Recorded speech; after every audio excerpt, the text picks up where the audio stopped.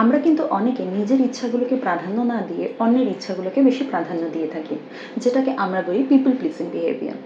নমস্কার, আমি Shreyasi Sharma, clinical psychologist. আজকে আলোচনা করব এই পিপল প্লিজিং বিহেভিয়ারে কী কী রিজন হতে পারে। ফার্স্ট হচ্ছে ফিয়ার অফ রিজেকশন। আমার মনে হয় যদি আমি আমার ইচ্ছাগুলোকে বেশি প্রাধান্য দিয়ে থাকি আর অন্যদেরকে কম সন্তুষ্ট করি, তাহলে হয়তো অন্যরা আমাকে রিজেক্ট করবে, অন্যরা আমাকে হয়তো সেলফিশ বলবে।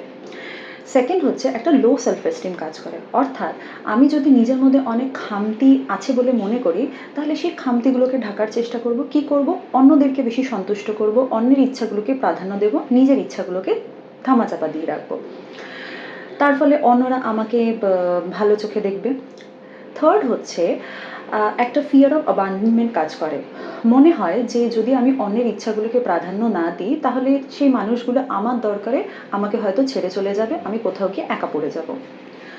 ফোর্থ হচ্ছে একটা ট্রমা কাজ করে, হয়তো অতীতে নিজের ইচ্ছাগুলোকে প্রাধান্য দেওয়ার ফলে লোকেরা আমাকে হয়তো কটু কথা বলেছে, তো পরবর্তীকাল থেকে সেই কটু কথাগুলো যাতে আগে না শুনতে হয়, তাই জন্য আমরা সারাক্ষণ ধরে নিজের ইচ্ছাগুলোকে না ভেবে অন্যের ইচ্ছাগুলোকে ভাবতে থাকি।